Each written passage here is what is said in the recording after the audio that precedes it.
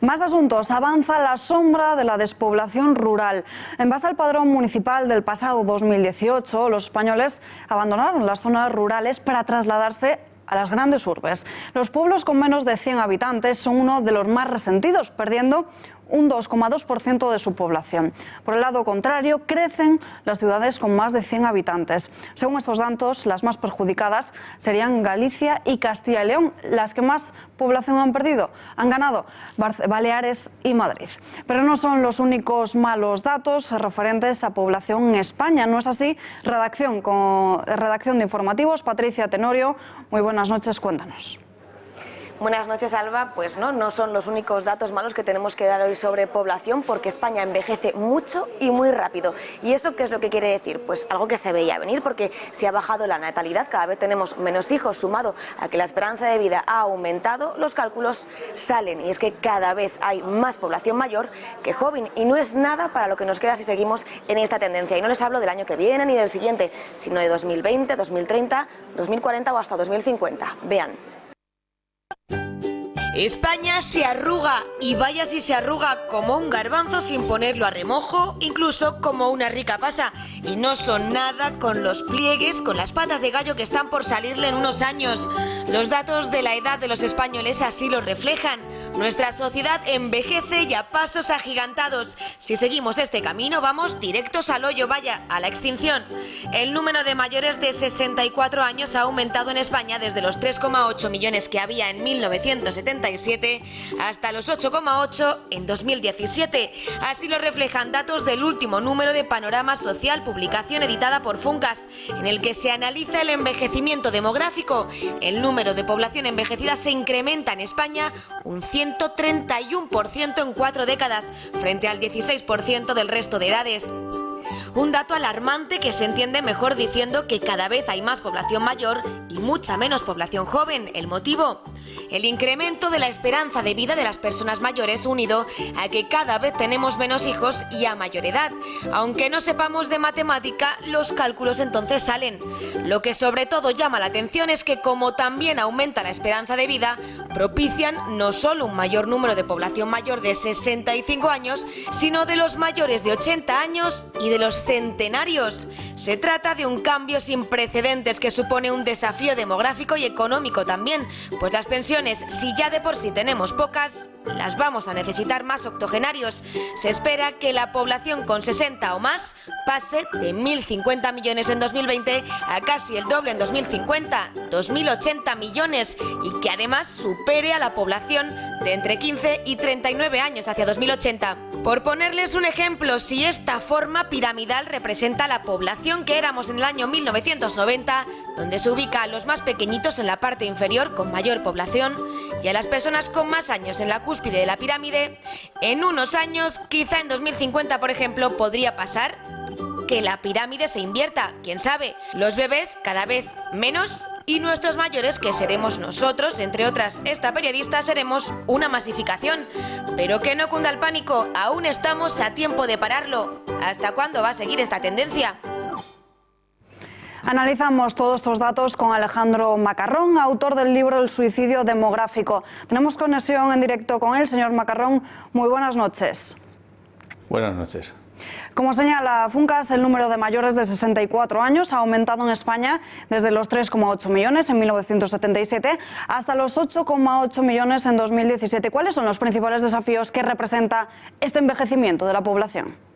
El problema no es que haya más mayores, cosa que es estupenda, porque quiere decir que vivimos más, nos morimos más lentamente o más tardíamente que antes. El problema es que hay muchos menos jóvenes y personas en mediana edad trabajando para dar, digamos, soporte, ¿no? Soporte económico y de otro tipo a estas personas mayores, ¿no? Se ha deteriorado la proporción entre activos y cotizantes, entre activos, cotizantes y jubilados, ¿no? Y se va a deteriorar mucho más si nada cambia. ¿La natalidad sería una solución? La natalidad es necesaria para eso, y porque tenemos tan poca natalidad y decreciente, el número de nacimientos es decreciente, que tenderíamos a desaparecer, ¿no? Vamos, es imprescindible pensando en los mayores y sin pensar en los mayores. ¿Cree que el Estado fomenta las políticas de natalidad? No. Claramente en España no se ha fomentado la natalidad, sino más bien lo contrario.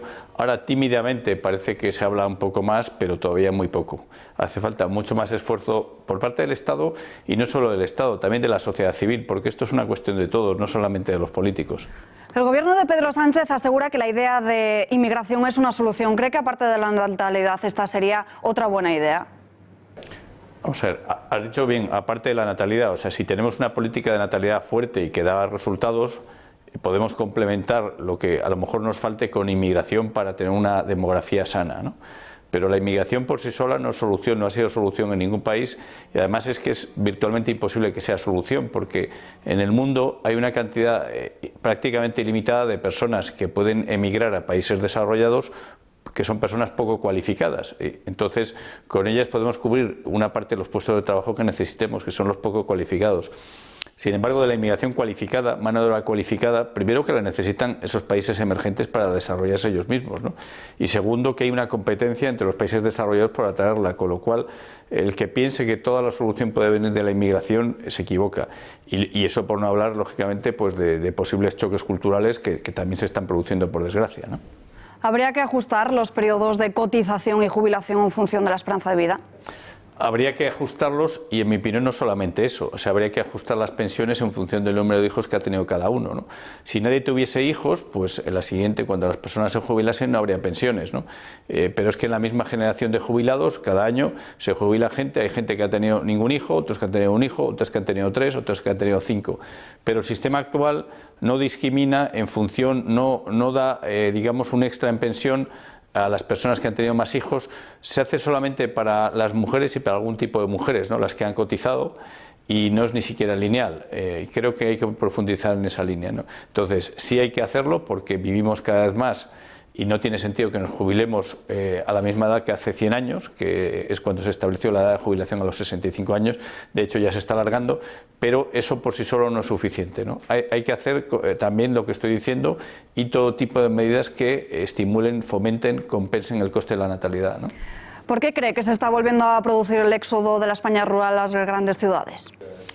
No estoy seguro si se está volviendo a producir, porque creo que nunca se ha dejado de producir, que hay una tendencia a vivir en ciudades. Eso pasa, es universal. El problema es que las zonas rurales se están quedando vacías, cosa que antes, aunque se iba gente, no se quedaban tan vacías, entre otras cosas porque nacían allí bastantes niños, y aunque una parte de las personas que se generaban, por así decirlo, allí se iban, otras se quedaban. Pero claro, si no hay casi natalidad, entonces ya te quedas vacío y solamente van quedando las personas muy mayores. De hecho, en las zonas del sur de España, como Andalucía o Murcia, donde la tasa de natalidad ha sido y todavía es mayor que la media nacional, se nota mucho menos el problema de esa despoblación rural que en zonas de la Castilla profunda, de Galicia, de Aragón, de Asturias, donde además de tener emigración hacia las ciudades, tenemos una natalidad especialmente baja. Pero yo no estoy seguro de que haya un éxodo mucho mayor ahora que el que lleva habiendo, en realidad lleva habiéndolo más de 100 años. Hay una tendencia a vivir en ciudades, y que no solamente pasa en España, pasa en todo el mundo. Señor Macarrón, gracias y muy buenas noches. Muy buenas noches, muchas gracias.